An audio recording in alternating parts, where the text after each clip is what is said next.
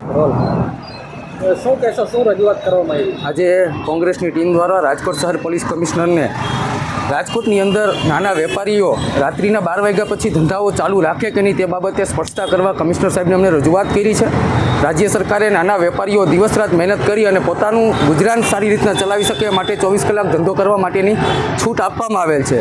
એ જ વાત દોહરાવતા રાજ્યના પોલીસ વડા વિકાસ સહાય જ્યારે રાજકોટમાં આવેલા ત્યારે સ્પષ્ટતાપૂર્વક કીધેલું કે રાજ્યનો દરેક નાગરિક રાત્રિના હરીફરી શકે અને દરેક નાગરિક રાત્રિના ધંધો પોતાની સારી રીતના કરી શકે માટે પોલીસ તંત્ર સક્ષમ છે. પરંતુ છેલ્લા અઠવાડિયાથી રાજકોટની અંદર વેપારીઓ અવઢવમાં મુકાયા છે કે રાત્રિના 12 પછી ધંધાઓ ચાલુ રાખવા કે નહીં, કારણ કે જે સ્થાનિક પોલીસ છે અમુક વિસ્તારોમાં બળજબરીથી જબરદસ્તીથી ધંધા રોજગાર બંધ કરાવવા નીકળી છે.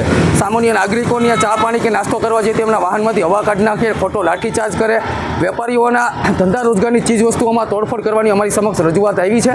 ત્યારે આજે અમે પોલીસ કમિશનર સાહેબ પુરાવા સહિત આજે રજૂઆત કરી છે કે તમે લુખા તત્વો અને અસામાજિક તત્વો ઉપર કડકાઈભર્યું વલણ દર્શાવો, તેમાં અમારું કોઈ જાતનો વિરોધ નથી, એમાં સમર્થન જ હોય, પરંતુ તેની સાથે સાથે સામાન્ય નાગરિકો અને નાના વેપારીઓને કોઈ પણ જાતનો અન્યાય ન થાય તેની જવાબદારી પોલીસ તંત્રની છે. અનેક જગ્યાએ પોલીસ રક્ષક જ ભક્ષક બનતી હોય તેવા અમારી પાસે પુરાવા આવ્યા છે કે રાત્રે દારૂના નશાની અંદર PCR વાહન ચાલકો દબંગાઈથી જે નાના હોટલના વેપારીઓ હોય છે તેમના દૂધમાં લીંબુ નાખી દેવા, એમની સગડીઓમાં પાણી નાખી દેવા, ગાંઠિયાની લારીઓ હોય તેમની ઉપર બોલેલા ચડાવી અને તોડફોડ કરવી અને સામાન્ય નાગરિકો સાથે ગેરવર્તણૂક કરવી તેવી અમારી સામે કિસ્સાઓ આવ્યા છે. ક્યાંક ને ક્યાંક પોલીસ તંત્ર જો એવું માનતી હોય કે ચા લારીના હોટલો, ગલ્લાઓ અને ફાસ્ટ ફૂડના સ્ટોલો જો બંધ કરવાથી ગુનાખોરી અટકતી હોય તો પોલીસ કમિશનરશ્રીએ સ્પષ્ટતાપૂર્વક એક પરિપત્ર અને જાહેરનામું કરવું છે.